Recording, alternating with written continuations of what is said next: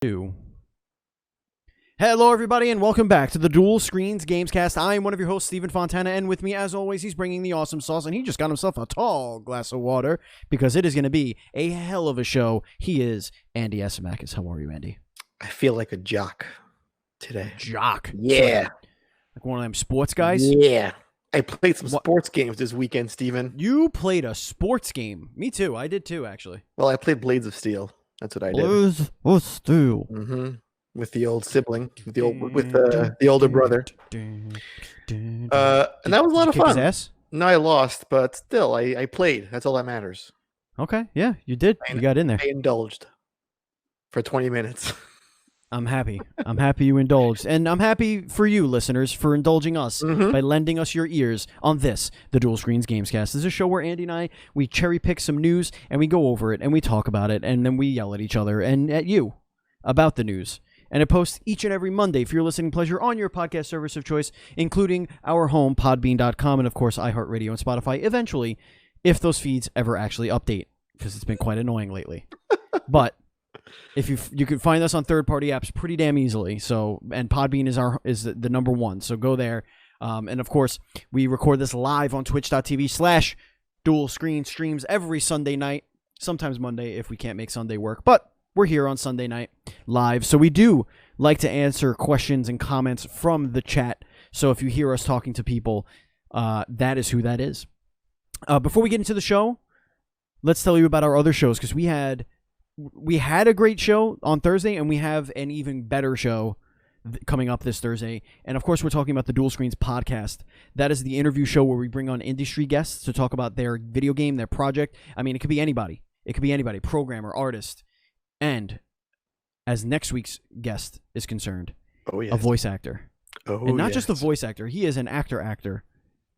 But, man, Andy, this is one hell of a show. Yeah, that was up like right now. Hardcore business. Yes. Yes.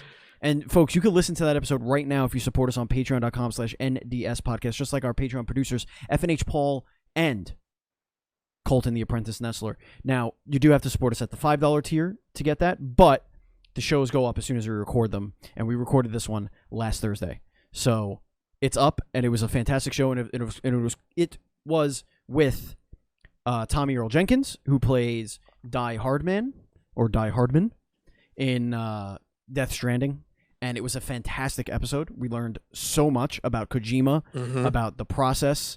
It was just a fantastic episode. So yeah, make sure you get in there and do that. All right, Andy. Let's get into the show, because it is time. Oh, yeah. For everybody's favorite future t-shirt. Here we go, baby. The adventures in gaming. Andy, what you been playing? Bloodstained Curse of the Moon 2. That some bitch is hard. Really hard. Now, I don't remember the first one being difficult. It wasn't at all. Okay. And I'm just like, why am I struggling so much with this game? So it's as a whole new cast of characters. It has, the Zangetsu, the sword-wielding guy from the first one. But his companions are all new. 3 new companions, and they're all awesome. It is like legit Castlevania 3 gameplay all over again. This is why I love how these games, their structure and their format. Amazing sprite work. Soundtrack is okay. It's not vibing with me just yet. Okay. Nothing is like, yeah, that's an awesome tune just yet in the game. I'm like 6 levels deep. But it's tough. As some poor enemy placement. It feels kind of cheap at times. Like, you could have moved that guy like 5 pixels to the left. I would have been much happier. 5 pixels. So we're talking about just a 5-pixel difference. Just give me something to work with. I got you. I understand. Anything else you've been that and Blades of Steel. Blades of Steel. So my brother came by and we played that for like an hour, and then he was trying to beat the game on professional exhibition mode. I think it's 3 matches to the Stanley Cup Finals, and he got as far as the second round. And it's a tough game. He got shellacked. It's a tough game because almost everything they shoot goes in for some reason. Right, and also he opened with scoring on himself. That'll happen. That was a lot of. I was like, did you just pass it backwards into the goalie and then you gave them a point? And he's like, I'll be fine. I'll be okay. And then he lost by a point, which was which was the worst.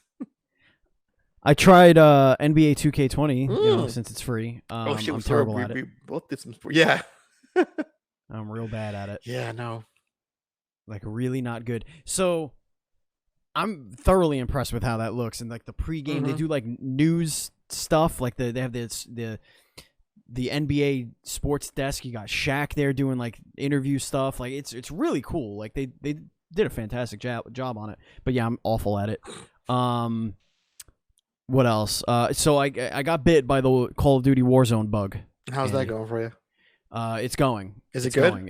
It's so it finally clicked, and it took like a month of me watching other people stream it to realize what they liked so much about it. Now that I have a consistent squad, of course, led by my second in command, Mikey Kirsch. Sure. And a rotating squadron of people who check out the stream at twitch.tv/badchild. I'm having a blast with it, but it's not going to replace Apex. It's a like when you're choosing between pizza and Chinese, you know? That's they're both great cuisines. Yeah, like I'm gonna be like, oh, are we doing pizza tonight or are we doing Chinese tonight? And we're like, oh, I could go for a little Chinese. I could go for some chicken and broccoli. You're not mad. No, I'm not mad. Yeah. I'm not mad. Chicken and broccoli. Yeah, sure. You know? A little chicken and broccoli. That's also my go-to dish, by the way. Chicken broccoli.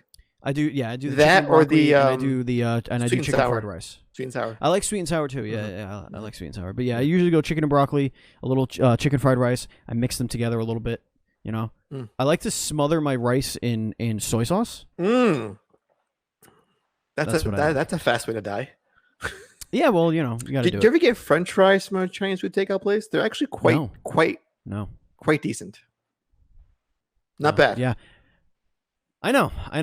But you know what else isn't bad? This podcast and the news we're about to talk about? No. What? What isn't bad is that I finally got a win after a several stream drought in Apex Legends. And here is our Apex minute. That's right, folks. If you don't know, on twitch.tv/badchild, every time we win a battle royale, we give away a free game in the chat. It's very simple. You just go in there, you press exclamation point raffle, we win a game, boom, I give you a game. And we finally, after maybe like a 4 or 5 stream drought, finally won a match of Apex Legends, and it was convincing. We went in there and we took care of fucking business. Let me tell you. We went in there, we just started tapping dudes' brains. It was great. Rumors going about, Andy, that Rampart might be the next character, and it seems like Rampart is all about the boom boom, you know, all about the heavy hitting, which would be a nice change of pace because the last real heavy hitter that we got as far as an assault character was kind of Octane, which is really more about speed. So it's going to be nice to have somebody new to play with in Season 6. But we're still right smack in the middle of Season 5. I think we still have like 5 weeks left of Season 5 or something like that. So, but we're doing it. You know what I mean, guys? We're getting in there. And that was a minute of Apex Legends. All right, Andy. Oh, it's over? Thank you, Jesus Christ. Yes, it's over. So the indie news update for the week. Yes, sir. Get us in there. This reads like future guests and former guests. All their games announced. It's a who's who of Duel Screens Podcast. So future guest of the show, Panzer Paladin's coming out really soon, July 21st. So excited for that. Yeah, I thought that was at least next year. It seemed like at some points.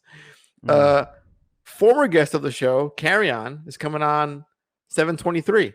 So yeah, and that's also on Game Pass. So hell yeah!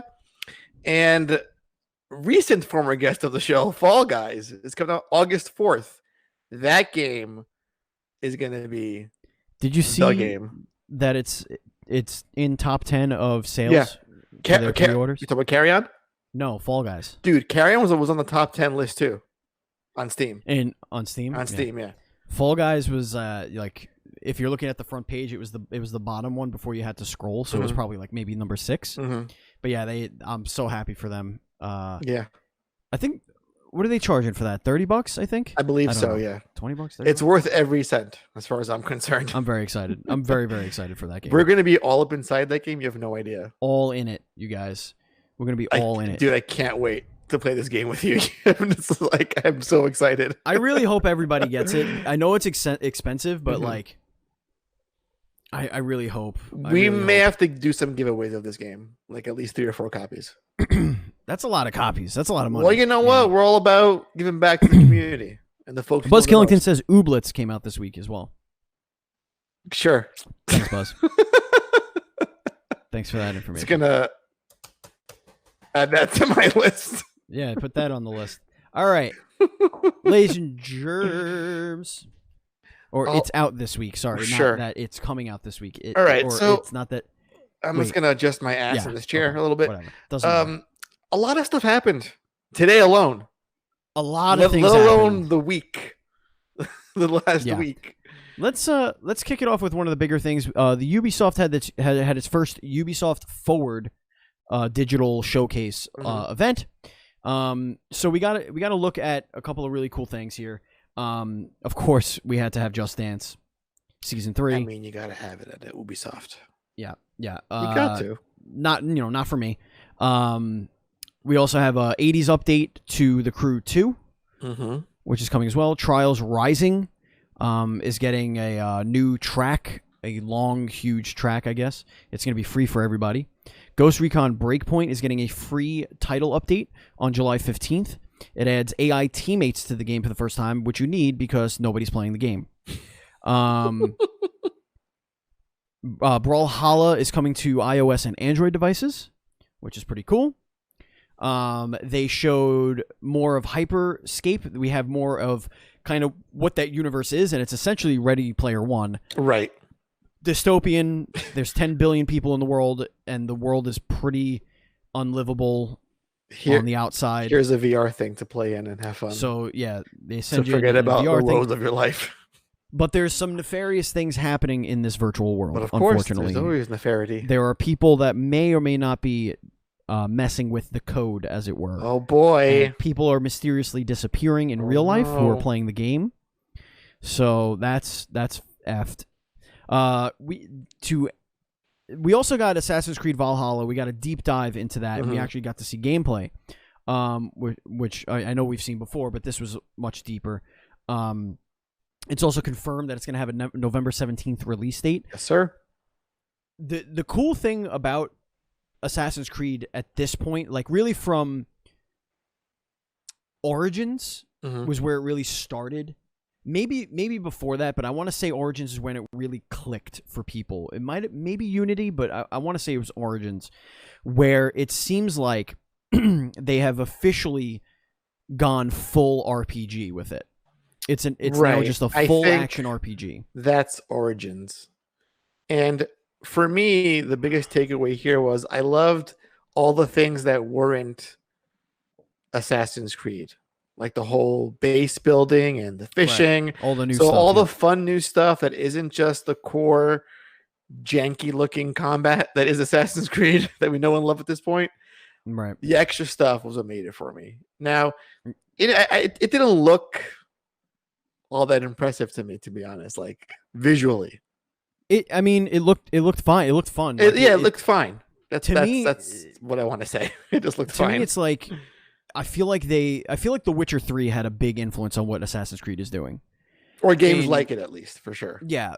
Just like they're massive. Like I'm still watching Patreon producer FNH Paul play Assassin's Creed Odyssey. And he's got to be playing that for well over a month at this point. And he does like 6-hour streams. I think he plays it twice a week. So he's put in quite a bit of time. Yeah, the game is pretty deep. Yeah. But the issue is that, so what wound up happening with Assassin's Creed is like all of Ubisoft's games started to do the same thing with the open world.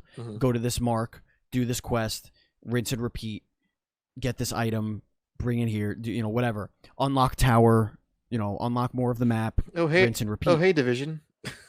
Yeah, right. It's basically, it's all the same. Just a grind, basically. But what I like that, at least what Odyssey did, the character progression is there now. Like, you're actually doing this shit for a reason and not just to unlock the map. Right. You're doing it because you want to level up. You want to explore the skill trees. You want to explore weaponry, which is a big thing about Valhalla, is that you could equip any 2 weapons, including like 2 shields, and just beat the shit out of people with shields. Like, it looks brutal. I don't really know how they're going to handle the whole rape and pillaging thing that the Vikings were known for. And that's gotta be a DLC at some point. Right. I would hope. They've used the word pillage. Right. So that's you're the main mechanic leaving out here. the other key aspect of the pillaging. is right. Yeah, one very key aspect. Where did the women come from? Hint. Right. They stole them. But to me, it looks like a game that I would get completely wrapped up in. But I am burnt by Assassin's Creed, so I think I'm gonna like not play it anymore. Right. I mean, it kind of goes back to, do we need like these 60-hour games in our lives? And it's like, it seems like that's the driving focus on a lot of these big budget AAA games. It's promising, like, here's an 80-hour game. Like, can I just play the thing? You know, without having my entire life being devoted to playing. I mean, FNH Paul is still playing this game 6 hours a day. How many weeks in, you were saying? It's at least 4 weeks at this point. Jesus Christ. But it's got so much to do. Like, it honestly reminds me of like the design philosophy around The Witcher. Mm-hmm. And then we also got what simultaneously gave me an incredible amount of hype. Oh no, don't do it. And then it came crashing down, and that was Don't Watchdogs Legion. Oh, I thought you'd have mentioned Sam Fisher in that fucking Tom Clancy game, that mobile game that they mentioned. No, I was like, they did. Well, yes. I guess we could touch on that. Sure. There was that other Tom Clancy game. Well, what was it called? It was it's not in this story. They kind of glossed over it, but it was a mobile game. Kind of looked like a Team Fortress 2 type. Dude, team shooter. That took me back to conquering, what was it, Spark Life? That game for Xbox? And it was like, you could Project Spark, what the fuck it was called? Spark. Yeah, you can make your own Conquer game. It's like, fuck you. Yeah, don't show me Sam Fisher, then don't give me a Splinter Cell game. You asshole. Jerk asses. Yeah, so Watch Dogs Legion looks incredible. The world is amazing. Mm-hmm. They tout that, any citizen on the street can be part of your team. All the missions can be done completely different ways. Everyone becomes a main player in the story. Mm-hmm, mm-hmm. And then so I guess there was a preview embargo that lifted as soon as this thing was up. And all of the websites came out and saying, yeah, you could recruit anybody, but most people are useless. Most people have penalties. Well, yeah, what them. What do we expect? And the game almost forces you to pick specific people, and like all construction workers have the same perks, the same weapons. They just have different voice actors. Use that nail gun, baby. That's what you're good for. So they're more like archetypes, and there are many different voices and body types to those archetypes. But and that makes much more sense. But the game still looks really cool to play. But that kind of crashed my hype for it a little bit, because I was looking forward to a generation defining mechanic, right? Like seeing how they could push this. You could play as anyone mechanic. Right. Like, how intricate and deep is this? And then it's just it's very surface level at best. Because what would be a really cool thing is like, if your roster could be unlimited anyway, like what if you just get like some babysitter who has like shitty skills. Sure. But what if that babysitter becomes part of your team, like maybe text message you intel or whatever, because they're gossipers, but also because they're part of your team, they're learning from other people, and maybe you can make hodgepodge classes. Like this babysitter is now, learned how to use a nail gun, but also knows how to use a drone, and like you could, you know what I mean, like almost like breeding, right? But the classes, like it would be cool if you could do that, where instead of just being what you're gonna have hamstrung. Is like, oh, here's the 5 best characters to pick from the whole millions, quote unquote, and that's gonna be just that for the whole game. It reminds me a little bit of Fire Emblem. Where it's like there's a million characters you can quote unquote recruit, whatever. Or is it Fire Emblem? Is that the one I'm thinking of, where it's permadeath, but you could just keep recruiting? Well, I was thinking of Phantom Pain. Metal Gear Solid 5, you could recruit Okay, folks to your base. And it's like everyone is basically shit, except for a few good ones that you always deploy for your reconnaissance missions. Right. Right. And this feels like that. Like, yes, you have freedom and options, but if they're not that deep and most of them suck, then what was the point of it all, really? Yeah. Aside from a PR marketing talking point. That's what it feels like, to be honest. Yeah. Hopefully that there are enough classes and at least the characters are funny enough, like different enough in the dialogue they speak, based on like who you pick, that it's at least interesting. Right. Like, make it worthwhile for me to actually look and recruit for other people. Right. Not just, it's just that overweight guy that has that guy because no value need to me. Right. Get that chick because get that punk because I need somebody that's gonna whatever. Or I need the spy with the cool car. Like, how many spies have cool cars in this fucking city? Also, one more note: they should have showed the short film after the gameplay, because that film looked really cool. I agree, and it made the game look like ass. I don't know if I agree with that. No, listen. I agree. The visuals, like, that looked like more fun than what you just showed me. Yeah, that film was really cool. Yeah. So that's coming October 29th. Mm-hmm. Interesting. And we're getting also another Ubisoft Forward. They're not done yet. Yes. They said they're going to follow this up with another one soon. So. Dude, E3 is dead.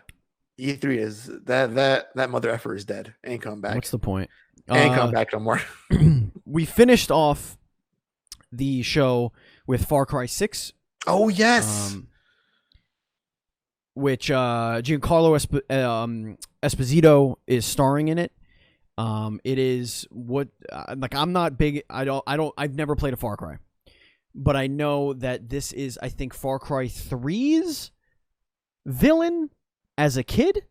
That's what everyone seems to believe. Is that what it is? A little scar on his eyebrow seems to indicate that. The internet sleuths have determined that. So is that?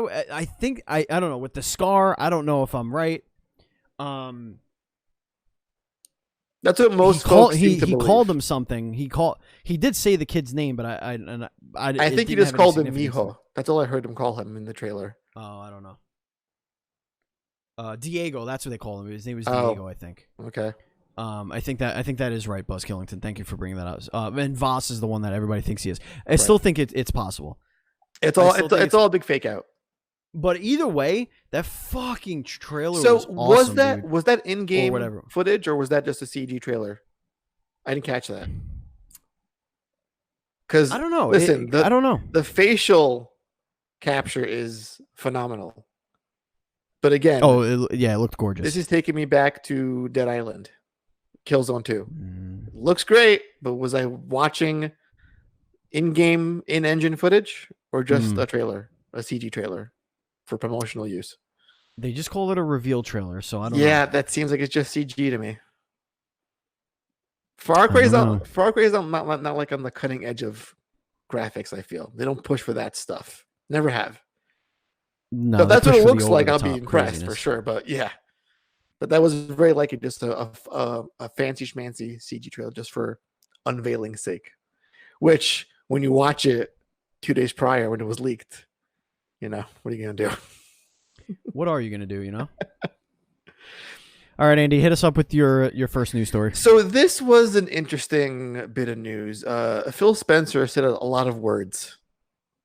Whole lot of words to GameIndustry.biz recently. And a lot of information here.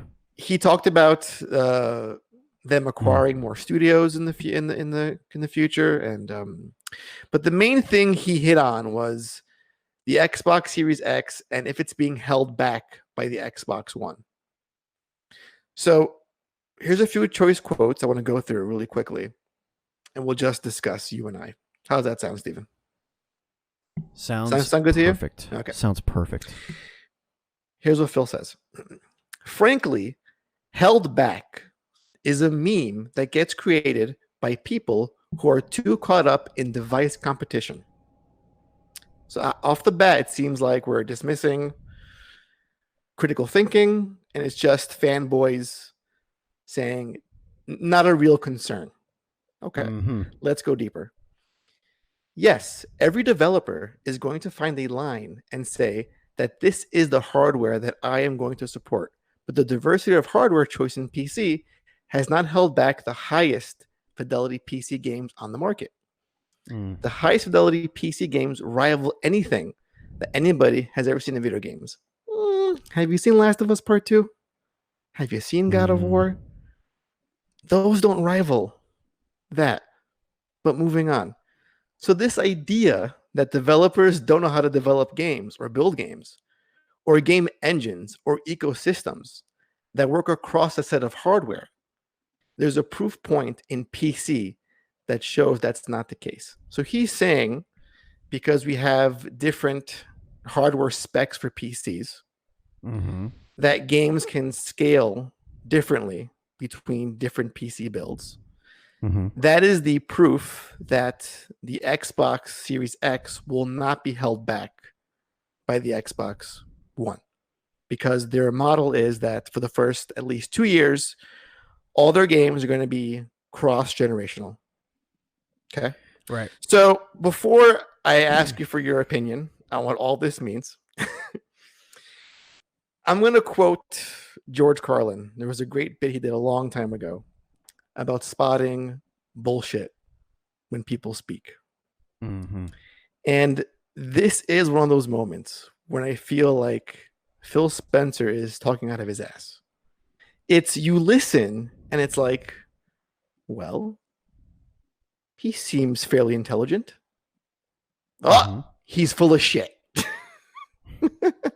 Now, I'm going to debunk what Phil just said very easily.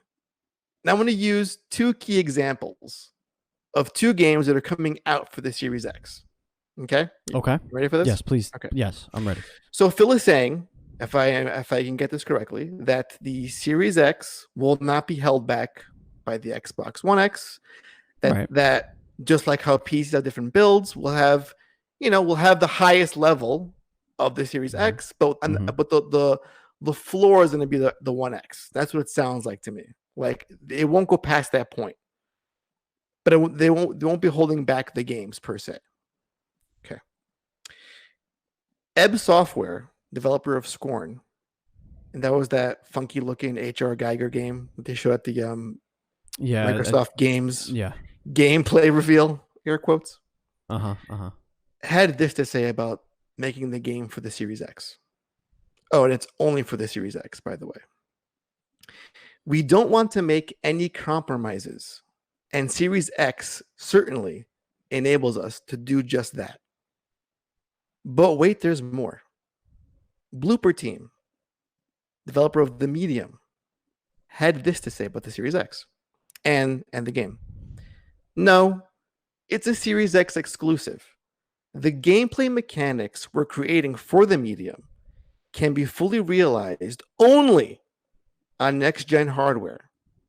The game simply could not work the same way on current-gen platforms. So to me, that says, if Microsoft said to both these developers, hey, can you make this game for the Series X and the Xbox One? You could say yes, but they would be compromised. They would be, dare I say it, held back.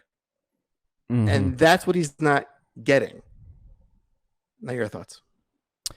Have you ever put in a PC game and it says, sorry, your GPU can't handle this game? Yes, I have. Yeah, I have done that before. Exactly. Sorry, you need to upgrade your shit. Yeah, that's exactly why. Yeah. Because you can't include everybody. Like, yes, you could include a majority of people for the most part, but no, that's not how PC gaming works, Phil, and we're not fucking stupid. So don't try and spoon feed us bullshit. If you're talking about scalability in games, I'm all for it. Like, listen, games aren't held back by the Switch. You know what he could have said? Honestly, what he could have said is the games you're going to see on next-gen consoles in the beginning of its life cycle are not going to be innovating enough for us to warrant them not being able to run on previous-gen hardware. it makes more sense for the developer to make as much cash as possible up front by selling it on multiple platforms, including one with a much larger install base, than it would be for them to go all in on a next-gen hardware where they're really not going to be able to unlock the full potential of that hardware to make exclusive titles for that hardware. That's what they should have said. Right. And then you would just been like, oh, yeah, I guess that makes sense since they don't have enough time to really make something that's only going to work on that next-gen hardware. Sure, make it work on the previous gen so you have an install base of 50 million people, plus your PC players, whatever.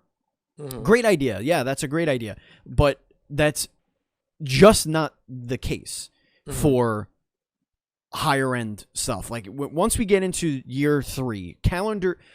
let's say once we get into games that have been in development this calendar year, 2020, you figure that's 2023, 2024, the earliest. That's probably going to be your first wave of games that truly need to only be on next gen, if that is a studio that is working also on current gen gaming, like a 2K, or an EA, like sports games, annualized games. They're not going to abandon the previous gen until probably 3 or 4 years from now. So in that respect, and those are and the people who play those games are most gamers, I would think, like your casual gamers, like that big Venn diagram of 18 to 45, like they're playing Madden, NBA, Call of Duty, Assassin's Creed, like they're playing those games. Those games are he's right, they're less likely to do something mechanically that can't be done on previous gen hardware because they're not going to want to take that risk. But a first party title, a first party game, a Sony Santa Monica game or whatever, you have this hardware much longer, and you are incentivized by the platform holder to put the work in to make something that is unique and can only run on that hardware because of the hardware. Right. So no, the reason why he's doing that is because he knows that it's not going to, you don't want to cut off 50 million people that are in your ecosystem, and you... Well, wait a second. Do you think... Still have a $500 machine out of the market. But do you believe Sony is abandoning 112 plus million users with the PS5 with PS5 only games? Is that what you feel?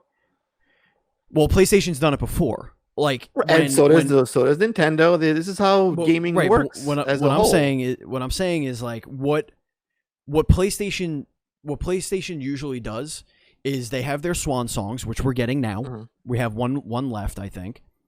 You get your swan songs, and then you get your games that are only for PS5 that are gonna come out, that are taking advantage of the hardware right off the bat. Maybe not 100% of it, because that's never the case, obviously.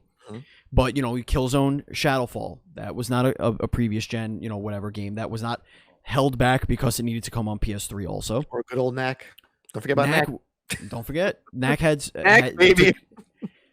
Right. So abandoning, no, but but because Sony does swan songs. Well, I think what's happening here is, I think this is a theory of mine. I think there's not enough confidence in brand loyalty with Microsoft. Sony knows, Nintendo knows, when they launch a new device, new piece of hardware, they're going to get their fans to buy it because they're going to support the hell out of it. That wasn't the case for PS3 and Vita. Oh yeah, the poor little Vita. But that was definitely a software problem. Or the Wii U. It's true. So, well, the Wii U always in the Wii U, I think, was a marketing flub because it just felt like it was a upgrade to the Wii, which they should have not had that name. Which, the Series X feels like it's a late generation upgrade. It's like Xbox One, One X, Series X. It's all in the same family of hardware. That's what it feels like to me. Right. But this also gets a little bit stranger because Phil also spoke on exclusive games and how we shouldn't be excluding folks from being able to play certain games. Now, here's a few more choice quotes from this interview. Gaming is bigger than any one device. That is something in the industry that you've embraced as you bring more players in. Our device is not center to our strategy. Our game is not center to the strategy. So when I read this, when he talks about ecosystems and having folks not being left out or excluded, why are you still in the hardware game, I feel? Why not go the Sega route? Why not just publish games and put them out on all platforms? Because this feels like he's talking about exclusive games being a bad thing, how it leaves out certain people from the experience. Does he mean generational specific exclusives? But in any case, it's still the same difference. I don't agree with that. I think that generational, like that, there's a reason why we all want backwards compatibility, right? Well, that's different. That's to make sure I can bring all my shit with me.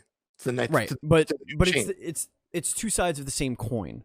It's like, hey, you know, Madden's gonna come out for PS4 and PS5, no matter what. It's coming out. Sure. It's gonna be here. It's gonna be a thing. Mm-hmm. We don't want. But MLB The Show, well, think about it. Sony did do that with MLB The Show. Mm-hmm. It is going everywhere now. Why? For the reasons Phil Spencer is saying. Mm-hmm. Because that is one of those titles that you do want everywhere. You do want to cast a wider net. Sure. I think it does definitely go title by title. But you can't. I guess the thing that bothers me about what Phil is saying is that he's basically saying the way that video games have been made for 35 years is not right. It's not the way it should be done. Sure. Yet it's the proven method. Right. It's always worked. The way that works that we failed out is not how it's supposed to go. This new way, our way, is the way to go. Right. Now don't get me wrong. Game Pass is awesome. I love Game Pass. I think it's a great idea. I think it's a great supplement to great value. The roster. It's a way to flesh out your roster of games. Absolutely 100%.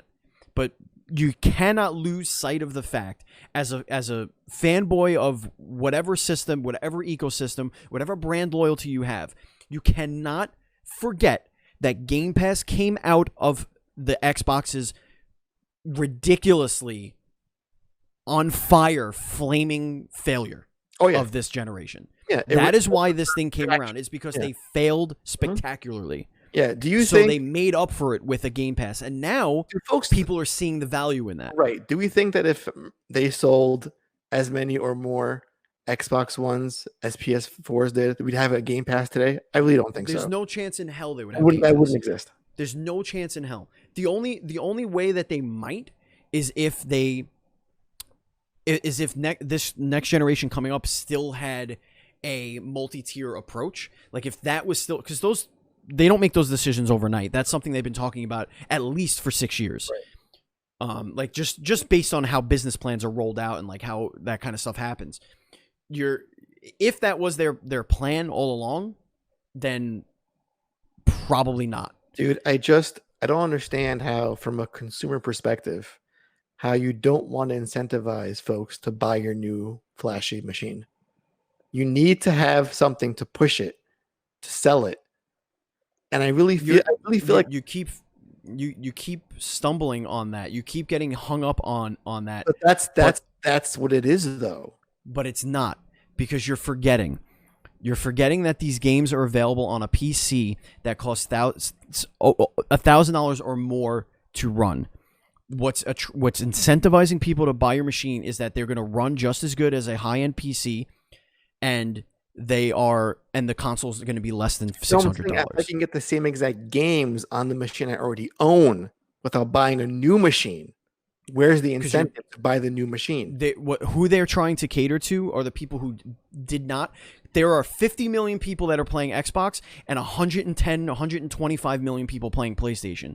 They're trying to chip into that. They're trying to say do that though. But that's the point of this. The point it's of like this is I'll use Xbox One. If you come here, but even if they buy the used Xbox One, they're still buying into the ecosystem. They're still getting Live. They're still getting Game Pass. They're still, buying those games. They're still going to stick. And then when they say, hey, I saved $500. Well, I already have Game Pass. I already have a library of 728 games. I might as well buy the Series X now that I've saved $500. Why is it might as well if I can play the same games on my Xbox One X? Because it's an upgrade. Your incentive though. The incentive is if I own a Spider-Man incentive. Give me a Ratchet and Clank incentive. I want to see that.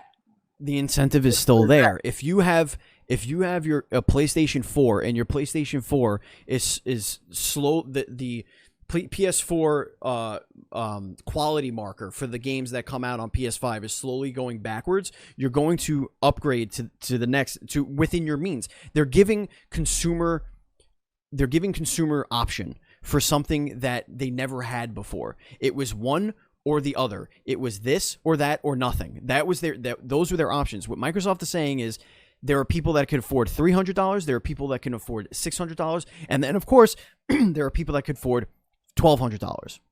Sure. We are going to cater to you all. And the reason we're doing that is because it's more important for us to be there as your option for when you do. Like if you're a 16-year-old kid, your parents are getting you the $300 console. Well, now you're a 19-year-old kid, you're in college, you saved all your money. You can now upgrade to a Series X, still get the same experience that all your friends were having or whatever.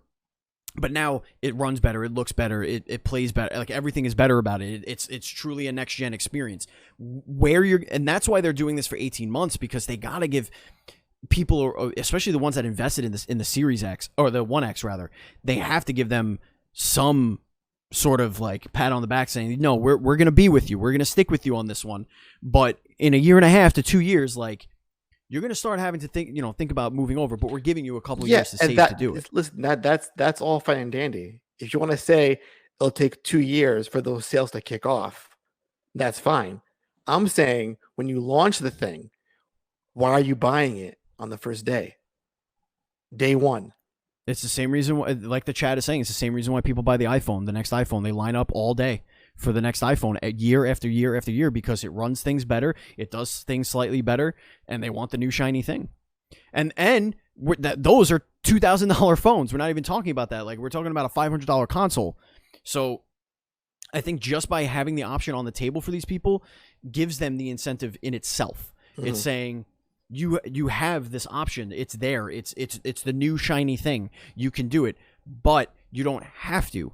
But when you're ready, it's there. Go do it. And then the other people that are hardcore nut jobs, they're going to say, I need the new fucking shiny thing. And they're going to line up on day one. They're going to get the new fucking shiny thing. Like, it's as simple as that. Now, I think Sony does better at incentivizing buying the new thing, but they don't do as good as keeping the people the 130 million people that are already invested in their ecosystem. They don't do a good job at protecting those people. How so? Because they're not going to offer the next gen titles for that. They're basically, what they do is they say, here's the swan song, here's the last couple of games you're going to get for the thing, and then you're going to get the inferior sports games and Call of Duties and Assassin's Creed. Well, that's your third party. That's nothing to do with them. Right. That's what's going to hold you guys over on the PS4 land. Mm-hmm. But any new game we make is going to be VR or on PS5. So like, it incentivizes, but the people who can't afford the incentive, isn't that the point of next gen though? The point of next gen is to typically. Don't you want to see why I want to buy this hardware? What's going to excite you about it the most? Conversion rate is not going to be as high if you don't offer these. When you only, like, for example, PS4 launched with like four new games, right? Everything else was, old cross-gen and stuff. Also without backwards compatibility. And look how well that sold. Nah, not at launch. At launch, it wasn't. Well, excuse me? No. At launch, it wasn't the fire sale you think it was. Yes, it was exactly the fire sale I think it was. No, you do not think it was. No. Those numbers were insane at launch. I think you're mistaken. Your research. They had crazy launch numbers, the PS4, because they were the cheaper model of the two, of the Xbox One. Well, when you're comparing it to Xbox One, yes, it was in general far and beyond better. Fastest selling game console when it launched. PS3 and Xbox 360 also both did not do well out of the gate. Yeah, those are two other ones that didn't do well out of the gate. Yeah, they cost $1 billion back then. Well, $600 for fucking. The 360 was grill. 400, 499, 400, right? I don't remember. But yeah, it's a situation of it's you have to have a fine balance, because are you going to get people that are going to be upgrading from PS4 to PS5 on day one regardless of if you have any games for it? Yes, of course you are. Mm-hmm. Of course you are. Yeah. The incentive there without backwards compatibility kind of is diminished if you don't have the ability to buy games on your PS4 up until November whatever, when November 18th when the new system comes out. That's decentivizing you from doing that, especially when the games are going to be more expensive now. Because now that games are going to be $10 more expensive, which we've all but confirmed at this point, they're going to run into muddy waters there. But PlayStation in general, everyone, not just them. It's a them problem. It's everyone's problem. It's a them problem because they are one of the 3 console manufacturers. So it's going to be a them problem, especially if they're the ones that are going to want to win the generation, which we already know Microsoft doesn't want to win because they change what win means. So they don't care about winning or losing. They change the metric. Right. They move the goalposts. They don't care what that is. So to us traditionalists that look at who's selling the most hardware, I think that's what it boils down to. I think with all of Phil's statements, the focus is not on selling the box anymore. That's what it all boils down to for me. The focus isn't on selling the piece of hardware. And you can see it in his words. It's very clear. That's not the focus. There's nothing wrong with that.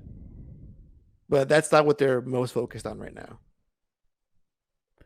Farmer Pete says in the chat here, the Series X sounds nice and cheap compared to all the shiny new PC parts that I want to get. And that's the point, I think, that they're trying to nail home with that. And it was $400, the 360 at launch, as opposed to PlayStation $600. 6 and 5 if you didn't want backwards compatibility and a larger hard drive. But I digress. All right. I think we Devolver. That was good stuff. That was a lot of good stuff from one news bit. Devolver did a thing. Devolver's great. So Devolver did their Devolver Direct 2020, which was hilarious. What do we got here? We started off with what the hell was it? Shadow Warrior 3. Oh yeah, baby. They showed that. That's coming in 2021. I love that franchise so much. I've never played it. Oh, you should. I've never played Shadow Warrior. You should.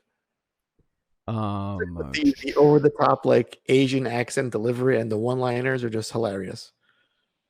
We also got that's when we got the release date for Fall Guys Ultimate Knockout, which was introduced by Shuhei Yoshida. Right, because it's coming on PS4. Yeah, but that's just okay. Devolver, relax.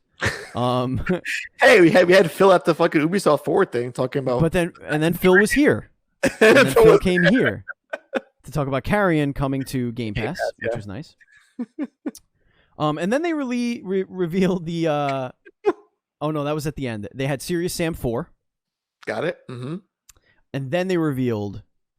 Devolver Digital unveiled its own dystopian first-person marketing simulator for free. The indie publisher's zany combination of dark comedy and thrilling gameplay trailers made 2020's Direct a resounding success. Yeah, so you can go on Steam right now and play Devolver's E3 booth.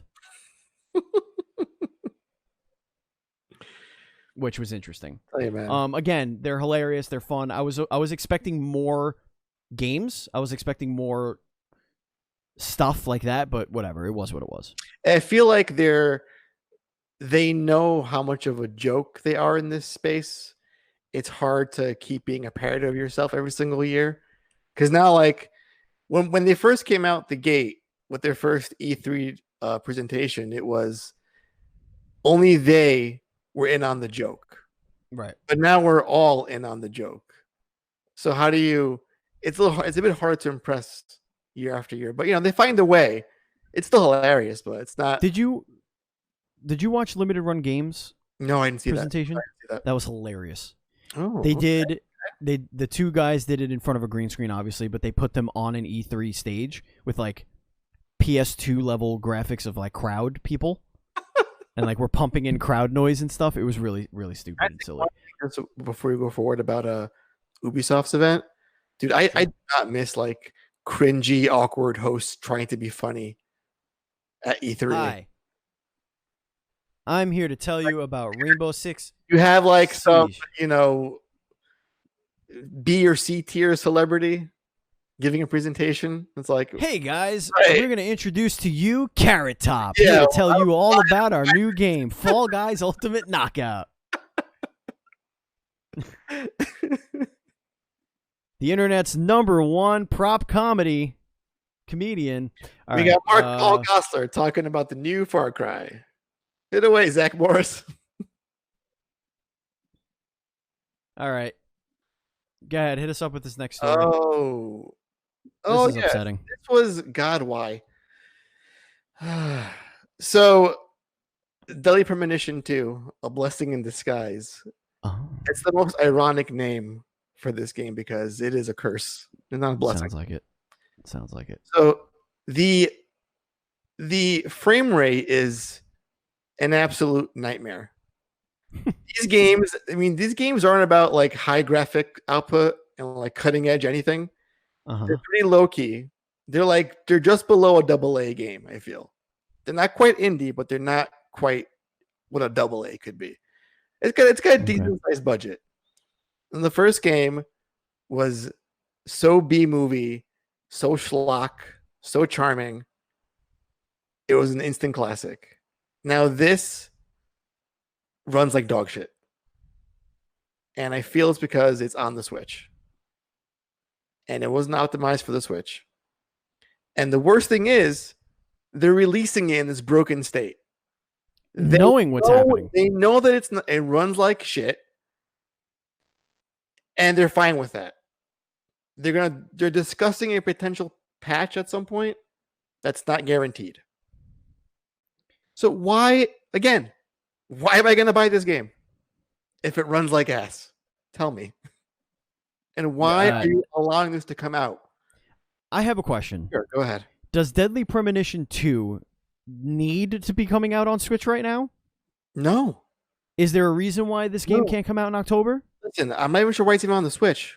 This is not like it's a Nintendo franchise.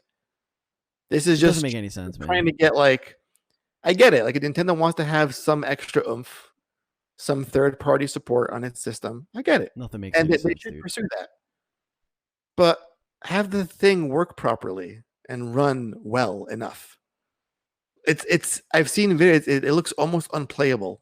At all? Can we have at all? It's like 2 frames. Can we have it run at all? That would be acceptable. All right. Oh my god. This is an interesting little story here that I thought would change the pace here on the show. So game companies are lining up for the pandemic relief loans.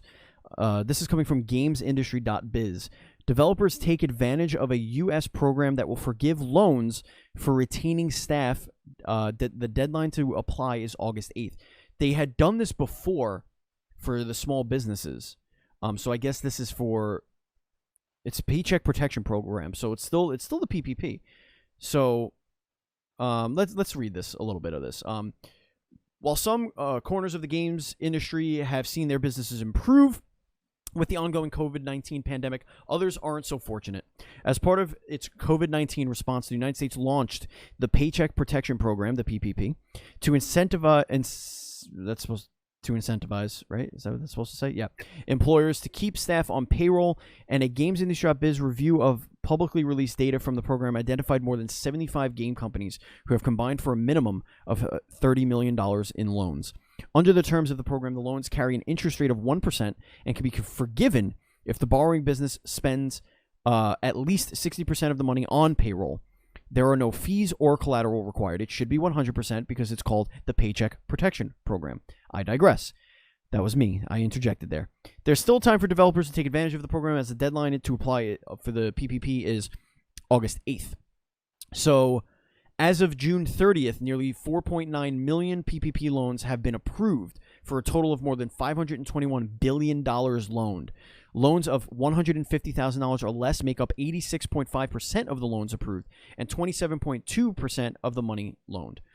Whoa. 86% of the loans approved, but only 27% of the money given out. Oh, that sounds very shady. Wow. What's going on there? That's interesting. Yeah. Okay. What the fuck's going on there? So here are some of the ones they identified. Turtle Rock Studios got a loan between $2 million and $5 million. The following are $1 million to $2 million. Blind Squirrel Entertainment, Boss Fight Entertainment, Firewalk Studios. Oh, I know Boss Fight. Okay, interesting. Yeah, we know Boss Fight. Halen Entertainment, Intrepid Studios. Interpid Studios. Iron Galaxy Studios, Just Games Interactive Entertainment. Manticore Games, we know Manticore as well. Mm-hmm. Shell Games, Smart Bomb Interactive, Super League Gaming, Tripwire Interactive. We also know Tripwire. And then there's $350,000 to $1 million. Allied Esports, Atrix, Cauldron, Counterplay. I'm gonna look to see if there's any like limited run games was in there. If any of our former guests are on this list. Twisted Pixel, Supergiant. Oh, okay, that's good. And then $150,000 to $350,000. Let's see if there's ones that jump out to me here. Intellivision Entertainment, didn't know they were still around, but okay. Revolving Games, I think I've heard of them. Games for Change, got a loan. Esports Arena, Esports One. But yeah, so a lot of games studios, and you know what? That kind of makes sense because, and hopefully they do a little like a follow up on this, but it seems like the perfect places to get loans like this are the ones that either finished the game recently and are starting a new one, but now have to work remotely. So they say, hey, we're going to hold off on starting our new project right now. Let's use the PPP loan to keep everyone employed so we don't have to furlough or let anybody go. And then once this thing settles down, we'll bring everybody back on board. We'll start our new project, whatever. Like I could see that working for studios like that. What are your thoughts? I mean, I think it's really nice that we're allowed to give them to these industries. It's like, because you think, essential companies, you don't think those who make video games. I think now in what's going on around the world, us need games more than ever. So them having some extra money to keep their staff and keep their games going and in development, right, that makes me very happy. Yeah, this is all. There has to be some cost variance here, like cost benefit analysis, where you say, hey, it's cheaper if we give these loans that will be paid back or forgiven than it would be to have all of these people shit can everybody. Right, as long as you're using that money collect unemployment, pay for your employees to keep them on the payroll, then right. I think loans are forgiven. Like I know somebody who has one of these loans. They have 9 employees. And if they dip under 9 employees for the certain amount of time, I think it was 4 months, they have to pay back the loan at the interest. If they keep everybody employed, keep paying them, keep everything on, and the loan was, I think they said it was just below what it would actually cost to keep all 9 people. It was like, I think the bosses wound up not taking their normal weekly salary. Like a lot of them take, a lot of them. They own, obviously, like equity in it, whatever, and then they take a minimal salary for tax purposes and like stuff like that. And to have like an actual weekly or biweekly paycheck to whatever.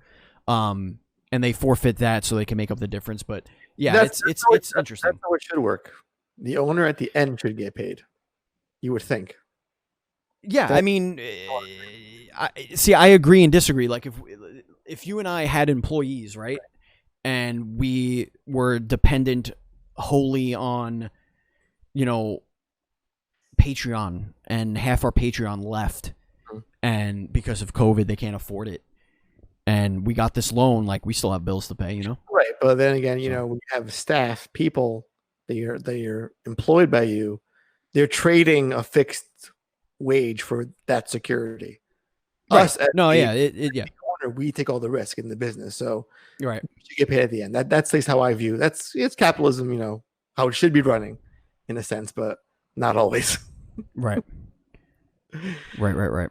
All right. All right, Andy. This last bit I like this, but it also highlights what I don't like about journalism, because we have there's conflicting sentiments, just words apart from each other. It seems like. Okay. This comes from VideoGamesChronicle.com. Next-gen game upgrades should be free, Xbox tells developers. Sounds like a nice sentiment. But then further down it says Xbox has told developers. So you've gone from should to now it's an order, a suggestion to you must do this.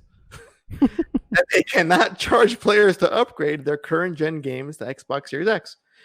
And then further down it says have been encouraged to offer both current. So which one is it? Were they told or were they just suggested? I don't get this. In any case, it seems like Xbox is not too keen on developers charging an upgrade fee, like a DLC, like a $5, $10 DLC to upgrade your current gen game to next gen. Love it. And I feel when you look at Cyberpunk, Assassin's Creed, Dirt 5, Marvel's Avengers, Dirt 5, the muddening, Marvel's Avengers, and recently, Watchdogs Legion is on that whole smart delivery system, and also for PS4 and PS5. You're going to see most folks in the industry are going to naturally, to avoid any kind of backlash, are going to instinctively offer their current gen, their next gen upgrade for free. Unless you're a scumbag like EA. Well, yeah. And this is the equivalent of I'm going to make an offer you can't refuse. Right. This is the Don coming in and saying, "Listen, I want all my games to come to both consoles. You understand what I'm saying? Because if you don't do it, I'm going to make life very miserable for you. You're not going to like what happens to your company does after you release your game." Does Phil Spencer put a Don Matrix head in your bed if you don't comply? That's exactly what happens. That's exactly what happens. But yeah, last week we spoke about the whole 2K thing, the $900 or the $900, the $99, the $99/$100 collector's edition, giving you the upgrade. But yeah. Or again, EA's whole it's a free upgrade for asterisk until 3 months out, then you're paying for the upgrade. So listen, I'm pretty sure someone's gonna try to get around this. Listen, I don't see how they can actually mandate this as an order, to companies. Hey, you cannot offer an upgrade fee. Hey, you want to put your game on our console? You can't offer an upgrade fee. They can say, okay, cool. Right. Saying, okay, we're not going to put a game on your console then. We'll just put it on everything. They're not gonna do that. They're not. The people who are in power here, the position of power, the negotiating power right now is Xbox. I think it's Xbox and PlayStation. They have the negotiation power. I think it's more the mob, because look at EA. They turn that shit around right quick. The second there was even a whiff of disapproval from the mob, from the Twitter mob, that's all it took. And I think most companies, to avoid that sea of bullshit, are going to be, you know what? Not worth the headache. If it's on the one system, if it's on the old stuff, on the current stuff, and the new stuff, it's free. Just put the disc in, you do a little, do some magic sorcery or do a code, whatever you got to do, and that's it. And that's how it should be across the board. And see, now, if someone tries to do otherwise, then they're the bad guy. And who wants that? No one wants that. No one wants that. Exactly. Speaking of things nobody wants, it's time to get into the hype zone. Oh, but I want this. Ladies and gentlemen, Pikachu. I can say right now, as a gay man, I sponsor this effort. This is how it should have been. folks, let me tell you right now, those in the chat, we were robbed of the Pikachu we deserved. Pikachu. So according to everything.com, Game Freak was given a proposal to change Pikachu into something like a tiger with huge breasts for Pokemon's overseas debut. Spicy. This is what it's all about. Here's the full quote from Ishihara. At the time, it was widely believed that American kids would never want to play games with a lot of text, so we thought Pokemon only had about a 10% chance of success outside of Japan. The first time we showed off some Pokemon in the US, we were told they were, quote, too cute.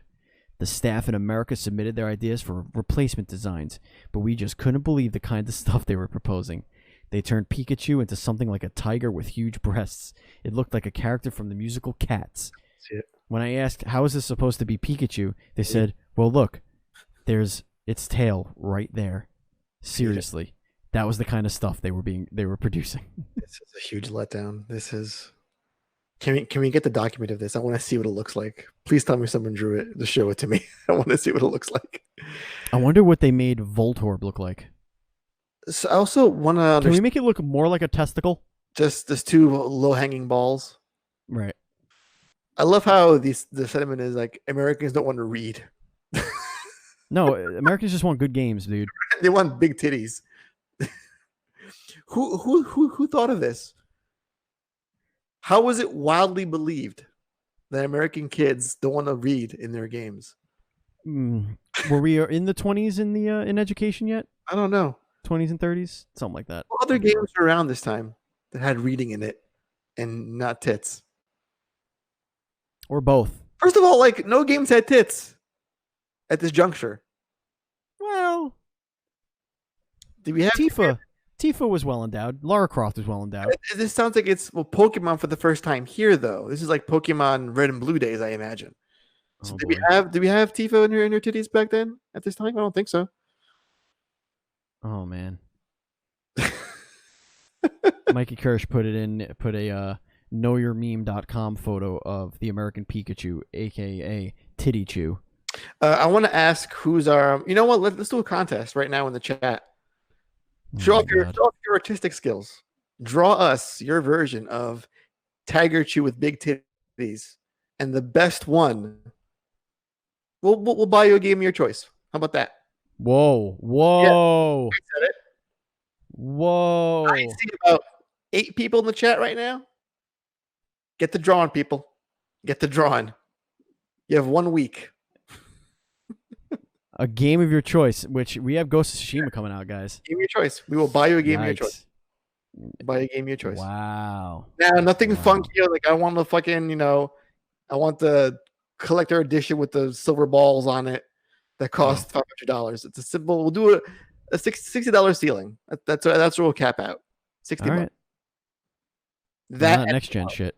No. We had nothing in the Discord mailbag, but this is the point where we're going to kick it over to our chat, our live chat. If you have any questions or you want to submit any news stories, please do so right now while I am going over the rigmarole. Ladies and gentlemen, this has been the Duel Screens Gamescast. That is Andy, and I am Steve. Thank you so much for listening. If you want to follow us on social media, we are at NDS Podcast.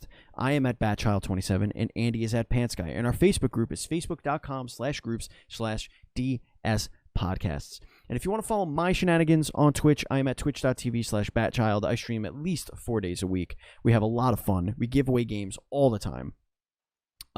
It's a blast. And if you want to follow us on YouTube, we are subscribe to us, please. We're almost at 200 subs. It's youtube.com/DuelScreensTV. Duel Screens TV. Special thanks to Zazu Pit of Sour No Productions for our theme song. Thank you, Matt Murray, for our overlay, our Duel Screens overlay. And our logo.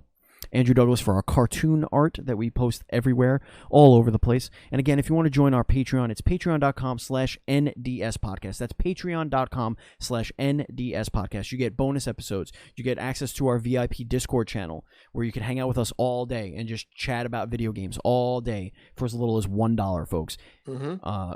And thanks again to our 2 Patreon producers who are supporting us at the $50 tier. That's Colton the Apprentice Nestler and FNH Paul. We cannot continue to grow without all of your support, so thank you so very much for doing that. Kick it over to chat. I don't see any submissions or any questions, which I guess is a good sign. I think we just paid for Mikey Kirsch's copy of Ghost of Tsushima. That's what it sounds like to me. That's going to be a problem. I think that's what just happened. It's going to be a problem. But listen, people are going to listen to this. They're going to listen to the audio. So here. all folks that are listening when this goes up on the Podbean Monday, you're also invited to join this contest as well. So give us your best rendition of Tiger Chew with huge tatas. The biggest, juiciest. The more obscene you make this thing, the higher chance you have of winning. Hold on a second. Now, Aaron Gard just said, did you guys talk about the leak of Edinburgh SKU? I don't know what that is. Oh, let's do a quick Google search of that. I don't know what that is. Edinburgh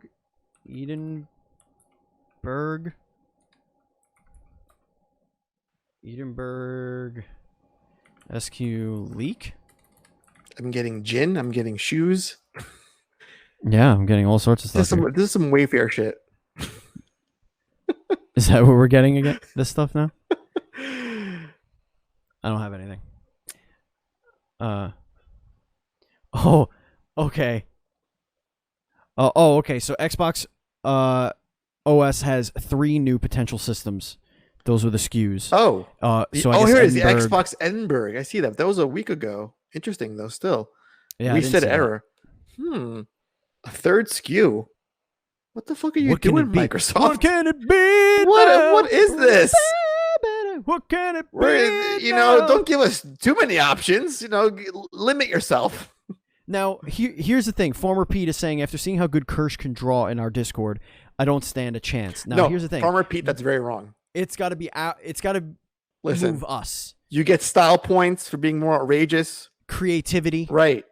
Making us laugh. Dude, if you did like a Sonic Chew kind of thing, and it looked hideous, but it warmed our hearts, you will definitely win.